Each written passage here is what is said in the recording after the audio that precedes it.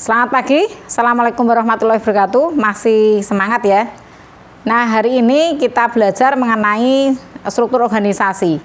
Ini levelnya lebih luas lagi ya. Kemarin kita bicara individu, kita bicara grup, ada teams ya. Sekarang bicara secara keseluruhan. Kita bicara struktur itu seperti kalau orang teknik sipil, teknik arsitek bicara mengenai struktur bangunan. Nah, kalau ini adalah struktur di dalam organisasi, memang tidak nampak, tidak kelihatan. Yang kelihatan adalah cara kerjanya. Atau kalau yang lebih tepat adalah bagian organisasi yang kelihatan. Nah, ketika Anda melihat bagian organisasi itu akan nyata, akan real daripada membayangkan struktur organisasi yang abstrak. Nah, struktur organisasi di sini apa? Perusahaan membagi ya, karena perusahaan kan atau organisasi ingin mencapai tujuan. Tujuan bisa dicapai ketika harus membagi tugas. Tugas apa? Ya, tugas dari bagian dari perusahaan itu. Misalnya marketing, ditunjuk A itu apa? Dia bagian marketing karena dia punya jaringan, dia berkomunikasinya sangat mudah, ya. Atau bagian keuangan, ya dengan background tertentu dia ditempatkan di situ. Namun bagian keuangan, marketing, kemudian operation atau SDM itu kan harus berkoordinasi, ya itulah namanya struktur organisasi. Nah, semua itu harus berkoordinasi dan dipengaruhi oleh apa? Ada 4 hal di sini, yaitu environment, ada strategi tentunya, ada teknologi dan size dari organisasi. Kita sekarang ini masih dalam masa pandemi COVID-19. Bagaimana environment itu mendirect organisasi untuk mendesain sedemikian rupa struktur ya. Atau mungkin sebelumnya juga sebenarnya kita sudah dituntut untuk bagaimana kita efisien. Ya, efisiensi di dalam organisasi. Ya, itu tentu strategi itu juga akan mempengaruhi juga sekali lagi. Apakah kita mau leading di pasar, apakah kita akan follower? Kalau diturunkan lagi kita akan mendapatkan orang yang tepat itu bagian SDM. Teknologi, nah ini sekarang dibutuhkan sekali. Kita kerja WFH, ya diubah semua, ya sehingga mungkin struktur kita akan juga relatif akan berbeda, ya kecuali kalau memang itu comply the law dan organization size. Nah, ada beberapa struktur ya yang kita bisa pelajari di sini. Jadi struktur itu bisa karena fungsional, ya. Di mana di situ ada vice president research, ada manufacturing, ada engineering, ada marketing, ada finance, ada human resources. Nah ini Anda bisa melihat ya, saya kira pros and cons-nya atau kelebihan dan kelemahannya. Dan tentu itu spesialisasi, ya. Tetapi kekurangannya karena rutinitas, ya perspektif yang sempit itu terjadi yang namanya silo fenomenon, ya dia akan melihat secara khusus pekerjaannya sendiri. Nah, juga kelebihannya adalah tentu fleksibel dan mengurangi duplikasi sumber daya, ya termasuk juga memfasilitasi komunikasi pengembangan karir untuk para spesialis. Jadi ini benar-benar terspesialisasi. Ya, kemudian kekurangannya ya tentu bahwa ada white space problems, ada akuntabilitas yang samar dan juga kesulitan dalam pengembangan kapabilitas manajemen secara umum. Nah, kondisi yang memungkinkan apa? Lingkungan yang stabil, itu pasti. Ya, ukuran organisasi yang kecil medium. Teknologi yang rutin saling tergantung dan juga memiliki tujuan efisiensi dan kualitas teknik. Nah, ada lagi yang namanya struktur divisional. Jadi dibagi berdasarkan divisi. Ada produk A, produk B, produk C. Jadi misalnya seperti Yamaha. Yamaha ada produk electronics, ya ada produk vehicle begitu ya. Jadi persis seperti Honda misalnya, apakah itu sepeda motor, apakah itu mobil ya. Di situ Sony juga demikian. Nah, sekali lagi ada plus minusnya lagi ya. Jadi kalau divisional jadi mereka mengetahui sumber ketergantungan departemen, mengurangi kompleksitas. Tetapi kekurangannya penggunaan skills dan sumber daya yang tidak efisien karena tadi dalam masing-masing produk itu kan kemudian ada fungsional tadi, ya. Tetapi dia ya meningkatkan apa kohesi departemen dan keterlibatan dalam pekerjaan. Berbeda dengan yang fungsional tadi. Nah, kondisi yang memungkinkan apa? Turbulence atau tidak stabil atau tidak pasti dan ukurannya organisasi itu besar. Teknologi juga lintas fungsi dan tujuannya pada spesifikasi produk dan inovasi. Nah, kemudian ada struktur matriks, di mana seorang karyawan itu mempunyai 2 bosses, yaitu secara struktural dan secara fungsi dari proyek itu, ya. Tentunya ada plus minusnya lagi. Misalnya apa kelebihannya? Fokus pada produk, lintas fungsi dan integrasi keunggulan fungsional. Tetapi kekurangannya sulit untuk diterapkan tanpa adanya iklim pengelolaan yang suportif dan juga potensi terjadinya konflik. Ambiguitas peran betul karena saya mengikuti bos A atau bos B, kan begitu. Ini gambarnya kan Anda bisa amati bahwa saya bawahan itu bisa di bawah engineering, bisa di bawah manajer yang di proyek itu. Nah, kondisi yang memungkinkan fokus ganda pada keunikan produk dan spesialisasi teknis, tekanan terhadap kapasitas pemrosesan dan juga tekanan terhadap sumber daya bersama. Nah, strukturnya adalah struktur proses di mana ini mendasarkan pada proses, ya, senior management team, kemudian developing new products process, acquiring and filling customer order process, supporting customer usage process. Jadi berdasarkan proses. Sehingga apa kelebihannya? Fokus pada sumber daya yang jelas pada dan juga kepuasan konsumen karena mereka focusing tadi. Ya, istilahnya misalnya developing new products process, di situ ada proses owner dan ada cross functional team members. Ya, sampai dengan mengurangi biaya karena berkurangnya biaya overhead pada struktur. Nah, kekurangannya apa? Perubahan struktur dapat mengancam middle manager dan staff spesialis. Sampai dengan menjadi tidak efektif bila teridentifikasi ada proses yang salah. Dan kondisi yang memungkinkan betul bahwa kondisi yang tidak stabil atau tidak pasti, ukuran yang moderate, bersifat tidak rutin, tentu ini berdasarkan proyek, ya, orientasi pada konsumen itu. Nah, bagaimana dengan struktur customer centric? Ya, ini kita lihat ya bahwa ada CEO di situ, ada human resources, ya, kemudian finance dan ada R&D. Ya, bagaimana CEO kemudian membawai, ya, namanya support group dan market facing di situ, ya. Di mana sekali lagi di sini ada Ada kalau itu support groups itu ada produk 1, 2, 3 dan sampai dengan mungkin ada servisnya juga. Kemudian manufacturing. Nah, kelebihannya fokus terintegrasi pada pelanggan, ya. Pemahaman yang dalam terhadap kebutuhan pelanggan, organisasi dapat menyelesaikan solusi untuk pelanggan dan membangun respons yang kuat. Ya, karena ini fokusnya pada customer, karena bersentral pada customer. Kekurangannya ya terlalu fokus ke dalam tim pelanggan, dapat terlalu fokus sampai dengan menjelaskan fungsi marketing yang cukup sulit di situ. Oke, lalu kondisi yang memungkinkan lingkungan yang kompleks, tidak pasti, organisasi yang cukup besar, fokus tujuan terhadap pelanggan dan ketidakpastian teknologi yang sangat tinggi.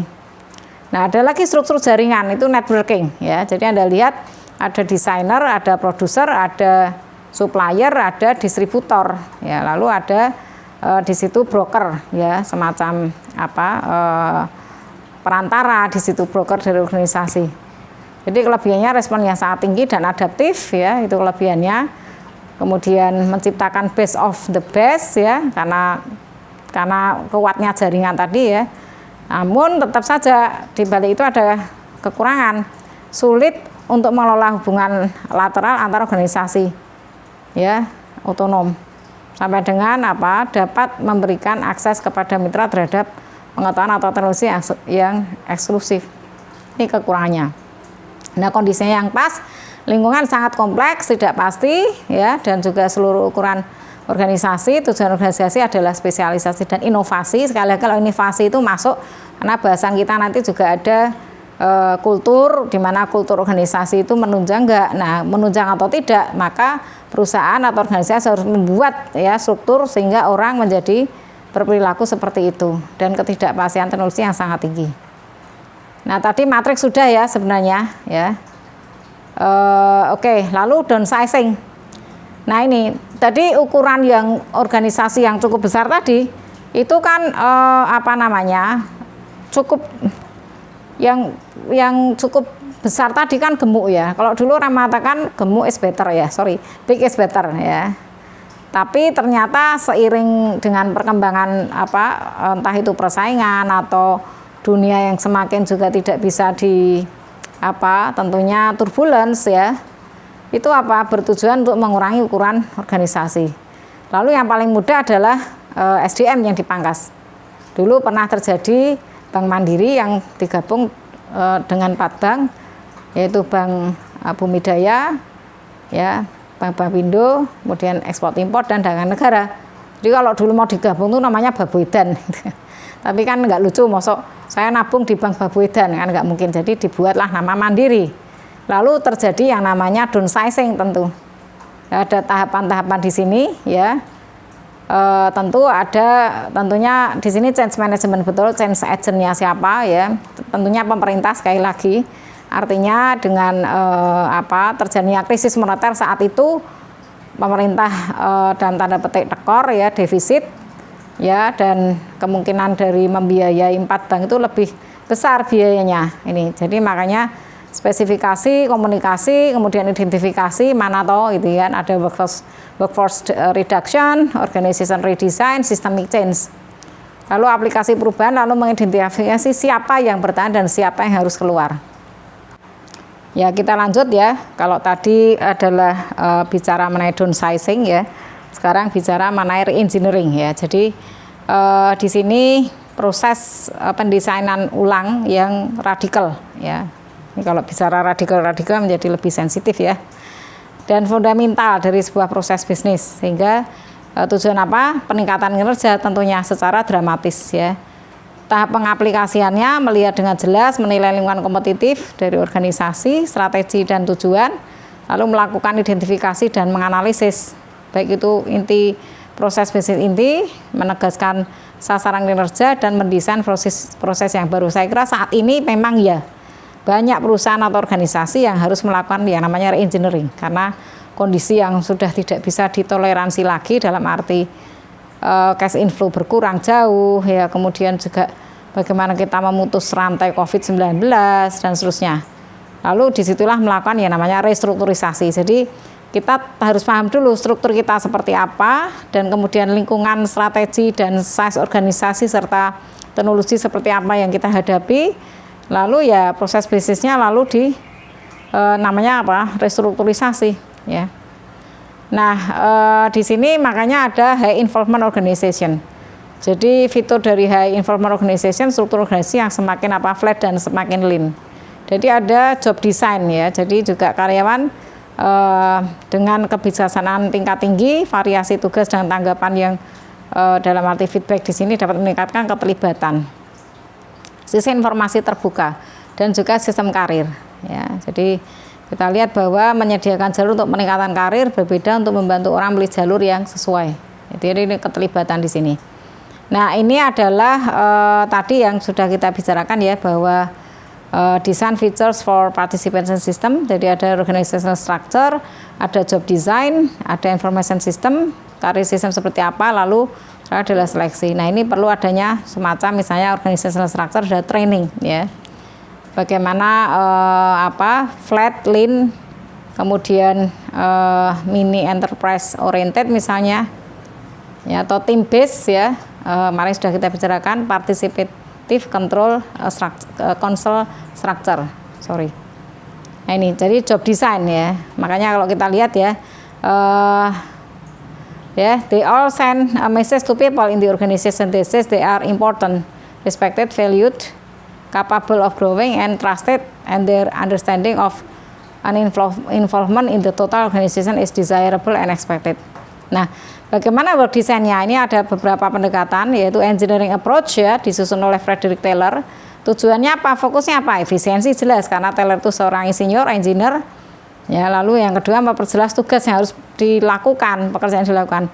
Ada sekali lagi engineering approach itu ada kelebihan dan ada kelemahannya, ya. Spesialisasi dari spesifikasi meningkat, tetapi kelemahannya mengabaikan kebutuhan sosial dan psikologis, karena bagaikan dituntut bekerja di situ. Dan siklus pekerjaan singkat, mengurangi biaya tenaga kerja. Tim kerja secara tradisional itu terdiri dari anggota yang melakukan pekerjaan yang rutin dan saling terkait. Nah, bagaimana dengan motivational approach, ya? Jadi di sini ditekankan oleh si Herzberg, ya, dengan pendekatan 2 faktor, ya. Jadi ada sifatnya motivator, yaitu untuk meningkatkan kinerja dan kepuasan, tetapi ada juga hygiene factors. Jadi hygiene factor dihadirkan untuk tidak menimbulkan ketidakpuasan. Hal ini tidak memotivasi. Yang memotivasi adalah atribut of work itself. Jadi pekerjaan yang menantang, mendapatkan feedback ya. Tapi kalau gaji, kondisi kerja, pengawasan itu tidak. Sehingga ini harus dihadirkan hygiene factor dulu, baru ke yang hygiene atau yang dissatisfiernya dulu, baru yang satisfiersnya dulu selanjutnya ya. Kemudian bagaimana dengan motivational approach, Ekman dan Oldham ini sangat terkenal sekali ya. Kita mempertimbangkan bahwa desain pekerjaan itu ya, sebuah pekerjaan terdiri dari skill variety, task identity dan task significance. Core-nya di situ. Lalu ada otonomi dan ada feedback. Jadi bagaimana sebuah pekerjaan ya, variasi tugasnya, variasi skillsnya seperti apa ya. Jadi jumlah atau jenis keahlian yang digunakan untuk mengerjakan tugas. Ya, apakah di situ kemudian misalnya ada job enrichment ya, dengan melakukan rotasi pekerjaan misalnya, artinya apa, job enrichment itu di enrich ya, diberi tanggung jawab ya, ada variasi tugasnya di situ. Nah, kemudian task identity, sejauh mana seseorang melakukan seluruh bagian pekerjaan.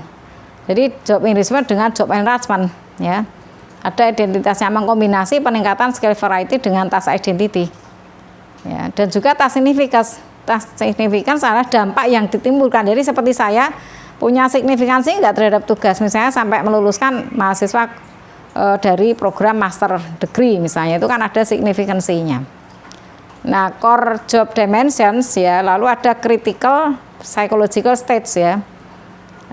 Tadi bahwa ada yang namanya misalnya untuk skill variety ada enlargement ya, merasa meaningfulness ya. Kemudian otonomi itu juga mempunyai pengalaman ya, bagaimana dia melakukan pekerjaan. Dia punya keputusan dari A sampai Z mengenai pekerjaannya. Lalu feedback, sejauh mana Anda tahu, sejauh mana Anda baik melakukan atau kurang baik, itu mendapatkan feedback. Nah, lalu personal and work outcomes ya, diharapkan tentu akan memotivasi high quality, juga work performance ya, juga kepuasan ya, low absenteeisme. Lalu ada individual differences, seperti apa saya menghadapi tadi, apakah istilahnya saya ini orang yang knowledge dan skillful ya, membutuhkan growth and need strength ya. Itu jadi apakah di sini ya individual differences akan menjadi yang namanya moderasi. Nah, desain pekerjaan tadi ya, otonomi ini penjelasannya, feedback, otonomi, feedback ya. Nah, bagaimana mendesain pekerjaan sesuai dengan kebutuhan teknis dan personal. Nah, ini dilihat kebutuhannya, faktor personalnya apa? Apakah punya kebutuhan sosial ya, social needs yang mendatar, dan yang vertikal adalah growth needs. Kalau low semua, social needs dan growth-nya rendah, ya udah traditional job saja. Tapi kalau tinggi, yaitu self-managed work teams. Jadi diarahkan ke bekerja sebagai anggota tim. Tapi kalau itu low-nya dalam social needs tetapi high pada growth needs, ya enrich jobs. Nah, kalau yang high social needs tetapi growth-nya rendah, berarti itu apa? Traditional work groups. Oke, jadi bagaimana? Nah, ini kita kan tadi struktur organisasi, turun ke bagaimana si SDM ini bisa bekerja dengan baik, sehingga bisa mengubah teknologi agar orang dan teknologi ini seiring, sejalan ya. Lalu mengakomodasi persyaratan teknis dan manusia, berarti membiarkan kedua komponen tidak berubah dan membuat rancangan kerja ekonomi hanya memenuhi sebagai permintaan dari salah satu komponen. Nah, saya kira itu saja dari saya mengenai struktur. Nanti mungkin akan kita teruskan bicara mengenai budaya organisasi. Terima kasih. Selamat siang. Selamat pagi. Assalamualaikum warahmatullahi wabarakatuh.